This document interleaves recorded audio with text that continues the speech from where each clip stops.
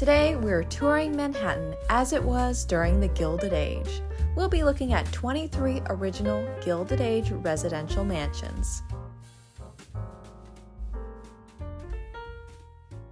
The Mary Mason Jones Mansion was completed in 1869 as one of the first to be made of white-colored stone in the French style. Mary Mason was noted as the great-aunt of Edith Wharton and inspired the character of Mrs. Manson Mingott in the prized novel The Age of Innocence.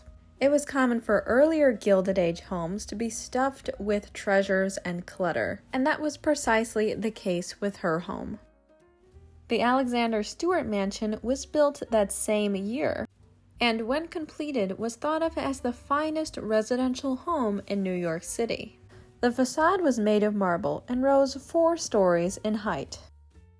Inside, you were greeted by a grand marble hall, and again, because this is an earlier period home, there are many small rooms instead of large, vast ones. Each one was ornately decorated from floor to ceiling, and in today's money, for decorating just one room, it would cost $97,000. The Petit Chateau, also known as the William K. Vanderbilt House, was located at 660 Fifth Avenue, and again was one of the first to step away from the drab brownstone norm. The Vanderbilts employed architect Richard Morris Hunt to create the French Renaissance-style chateau. The elaborate facade was made of gray Indiana limestone, and there were more than 40 artisans from Italy to help carve the stone inside and out. You entered through the vestibule, which opened onto a 60-foot-long grand hall. From here you could access all the primary first-floor rooms. The most grand room in the home was the banquet hall, being 50 by 35 feet and rising 2 stories high. It was Gothic in style and had 7 feet high wainscoting. The room was designed to wow and impress, from the artwork to the tapestries to the grand architecture. The salon was designed and built by Jules Allard & Sons. This room helped launch the taste of 18th century French-style rooms in New York City. Next up and next door was the Triple Palace, also called the W.H. Vanderbilt home, and it was composed of 2 portions, a single-family unit to the south and a 2-family unit to the north. William lived in the southern portion, and then his 2 daughters, Emily and Margaret, lived with their families in the 2 other residences. From the grand hall, you entered an area which could access the various rooms on the ground floor. This central space was hung with important artwork and beautiful palms surrounding you. There was an art gallery that featured 207 oils and watercolors from various European artists. In the southern home, the drawing room, parlor, and library all faced Fifth Avenue. And pictured here is the informal dining room, which was rarely used when they were not entertaining.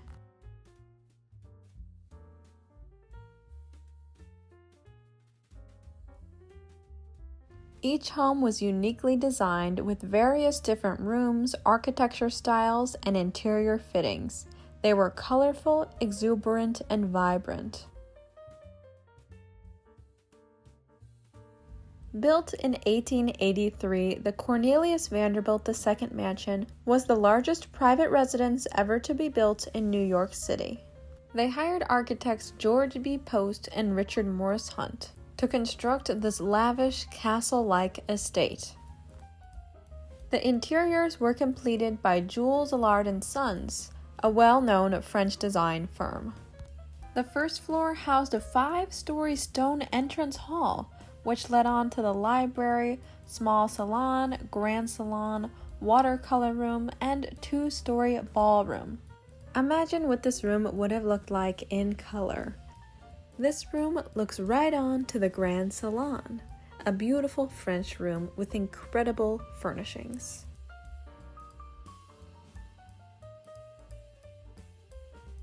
Every portion of this home was decorated to a T. The home, very large and grand in scale, still was opulently decorated with furnishings and ornamentation ubiquitously throughout the house. Here is the grand dining room, which doubled as an art gallery, and then the breakfast room. The Moorish-style smoking room was lined in tiles to prevent the ash from burning the wood, causing a fire and ruining the beauty.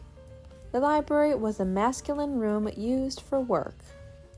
The Petit salon was finished in the French Empire style and the French Louis XVI interior style, while the Grand Salon was finished in Louis XV. The ballroom was the grandest room in the home, and certainly one of the finest ballrooms in New York. The H.O. Havemeyer Mansion was built in 1890. Located on the northeast corner of 5th Avenue and 66th Street, Charles Coolidge Haight was commissioned to design the home, creating a stately piece of domestic architecture in the modern French style. The first floor contained 7 rooms, many done in Japanese and Oriental motifs. And Louis Comfort Tiffany was a primary contributor on the interiors of the home.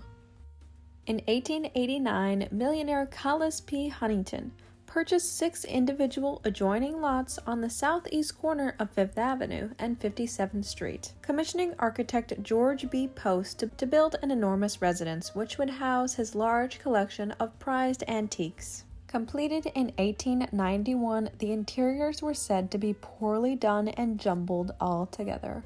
Nonetheless, it is a beautiful home, and his antiques were proudly displayed. The first floor contained a large great hall, a dining room, salon, reception room, and a library.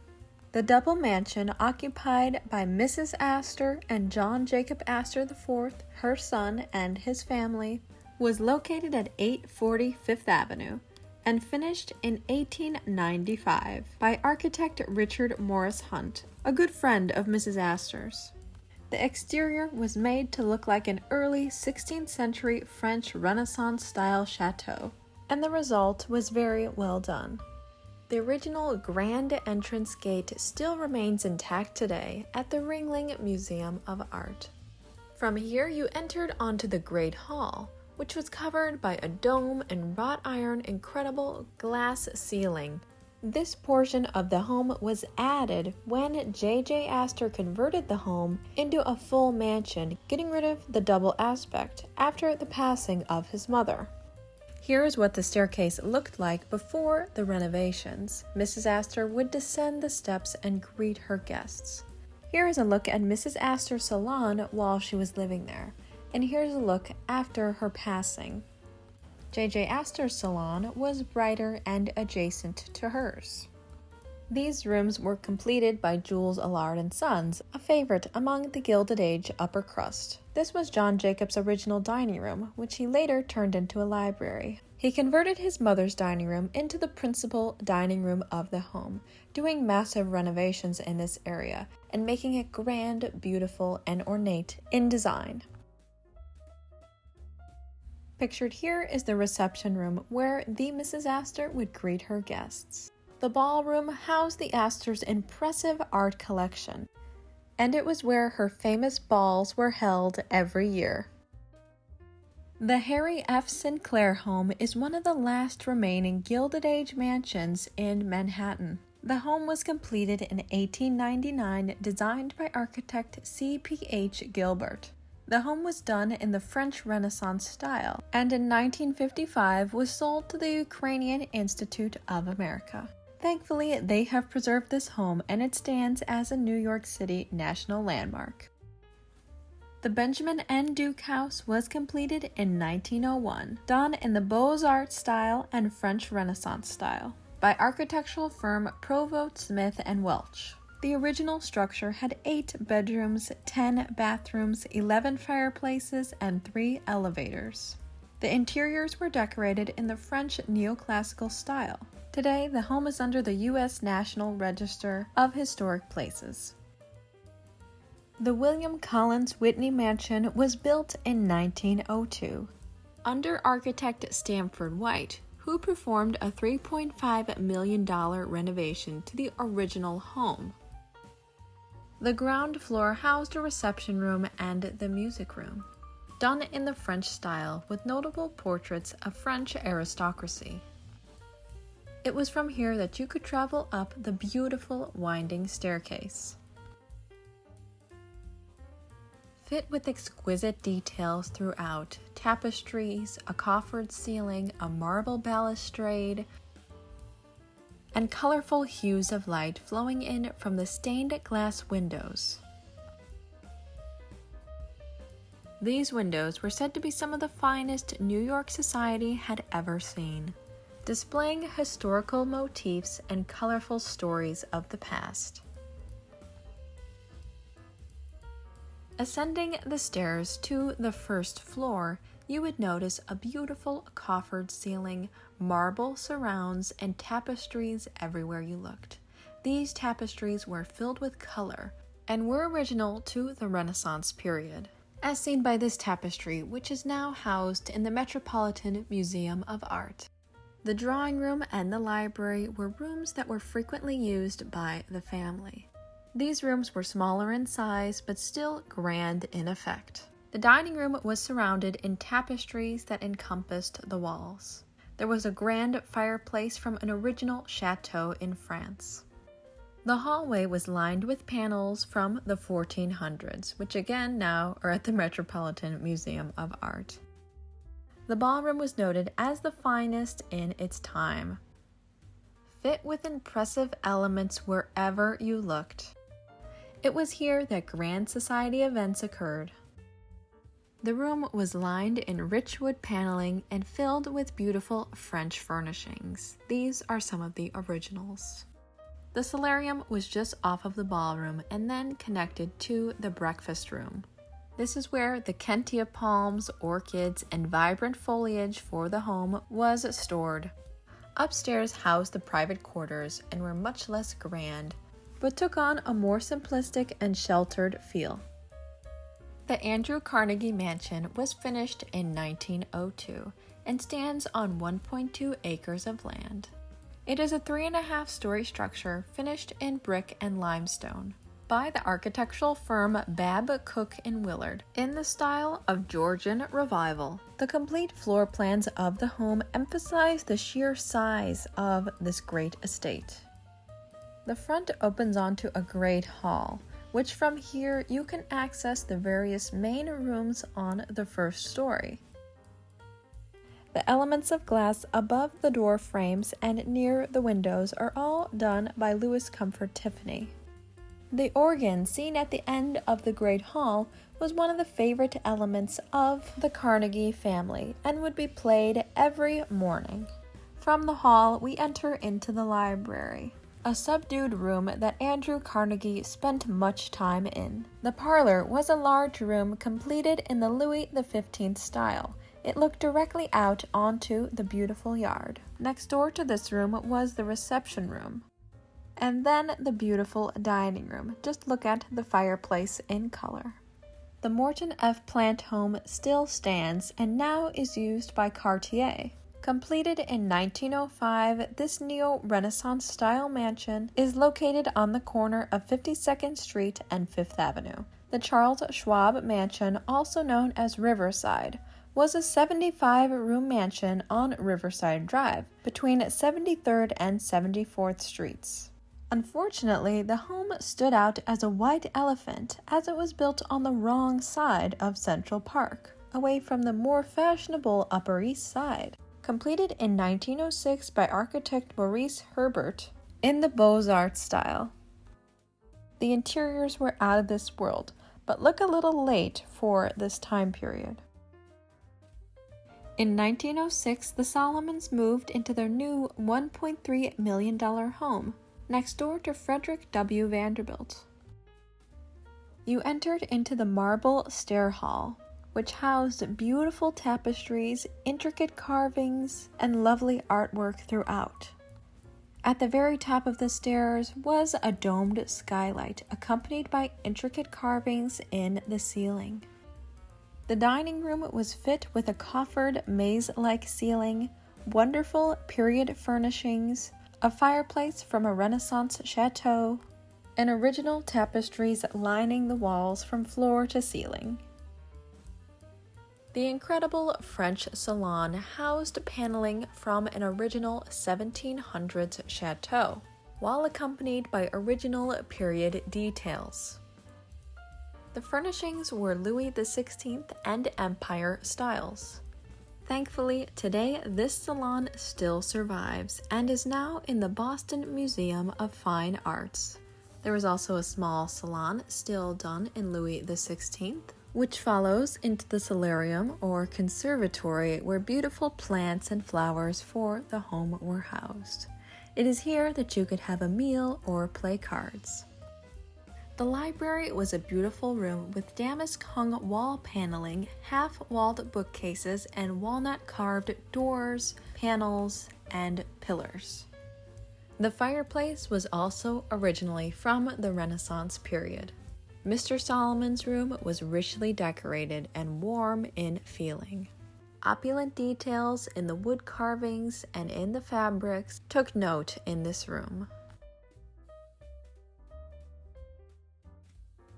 Mrs. Solomon's room was finished in a feminine style, that being Louis XV. And here is a look at the private library of Mr. Salomon. And then here is one of many guest rooms. The Payne Whitney mansion was completed in 1906. Designed by architect Stanford White of McKeed, Mead & White. The home was done in the high Italian Renaissance style and is located at 972 Fifth Avenue. There is a depth of 100 feet and a frontage of 45 feet. The home's interiors showcase fine craftsmanship of artisans from all over Europe. The home's original ballroom features a series of gilded oversized windows that look over Fifth Avenue and Central Park. The Venetian room served as a reception room for the Whitney family. This room was used to receive guests before they proceeded upstairs. The room is covered in Italian mirrored panels, and there is a cornice of metal lattice intertwined with exquisite porcelain flowers throughout the room. The George J. Gould home was designed in the Beaux-Arts style by architect Horace Trumbauer, constructed in 1906, and stood on a footprint of 114 feet by 45 feet. Upon entering the home, you would be greeted by a 35-foot-high marble stair hall ornamented with bronze light fixtures. In this area, there was also a ladies' powder room, a cloakroom, and a small pantry. The home was designed in mind with an anti-Victorian principle that it was better to have only a few large rooms rather than many little small rooms. This speaks to the 5,130-foot square ground floor, which contained just two entertaining rooms, one being the reception and the other being the dining room. On the floor above, once you ascended the grand marble staircase, you would see a 50-foot-long marble landing, which separated the Louis XVI salon, which was furnished in coveted French antiques and various reproductions, and across the way was the Rococo ballroom. The third floor contained his and hers bedrooms, his in a more masculine style and hers, of course, in a more feminine. This was very common for this time period. And indeed, there was an Adams-style boudoir in addition. On this floor as well, there were 4 additional guest rooms, each with their own dressing room and bathroom. The Henry Phipps mansion was located at 1063 Fifth Avenue, hiring the architectural firm of Trowbridge and Livingston, designing a 4-story Italian Renaissance-style home, thought to be one of the handsomest homes in America. The home of William A. Clark was built in 1911 and took a full 13 years in the construction process. The home was 9 stories tall in total and was an absolute architectural feat, containing 121 rooms, 31 bathrooms, 4 art galleries, a swimming pool, a concealed garage, and even an underground rail line designed to bring in heating coal. The original plans were drafted by French architectural designer Henry Deglaine, but Clark in the end contracted with the New York firm of Lord Hewell and Hull to execute the work. On the first floor, you would see a grand marble staircase that was cascading and free-floating. The railing was imported from France and in those days cost $1,000. The private office and office library were in masculine and simple undertones. The private office housed a painting of George Washington above the marble mantelpiece. And in the library, there was thousands of rare antique books. From here, you could also enter the billiard room, as pictured. On the floor above, there is a variety of beautiful rooms. Now let's view them together. Starting in the Petit salon. This was known to be Mrs. Clark's favorite room in the home, and it is where she had tea every morning once she woke up. The space is fitted in the Louis XV Rococo style. The Grand Salon featured paneling that came from a real chateau in France. This room housed the majority of the Clark's antiques, but could also be used as a small ballroom when necessary.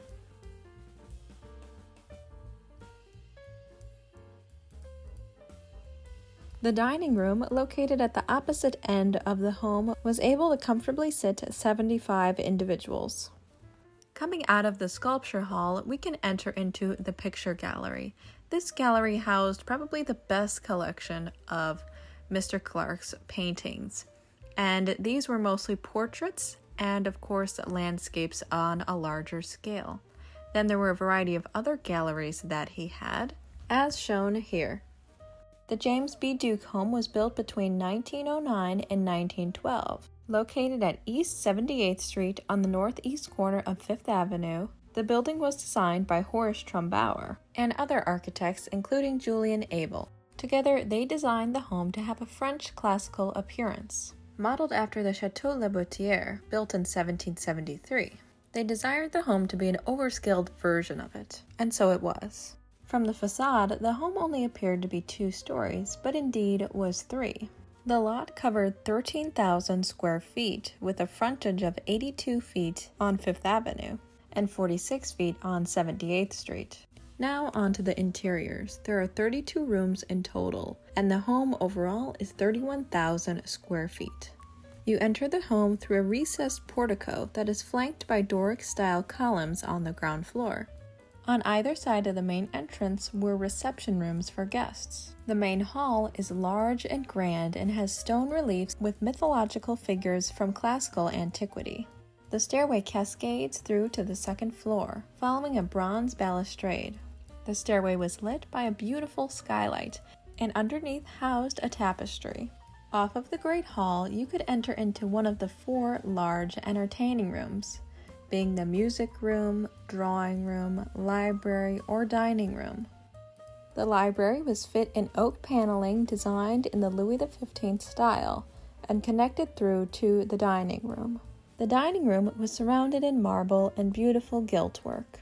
And here is a look at the French drawing room. Just notice that incredible chandelier. The second floor had 8 large bedrooms, and there was also rooms for linen, dressing, and clothes. You can visit the Henry Clay Frick Mansion today, built in 1914 by architectural designer Thomas Hastings. He designed a 3-story mansion in the Beaux-Arts style and houses one of the most beautiful stair halls ever built for Gilded Age New York. The James Speyer Mansion was located at 1058 Fifth Avenue on the southeast corner of 87th Street. James Speyer commissioned Ogden Codman Jr., an architect and society interior decorator, to design the interiors of his mansion.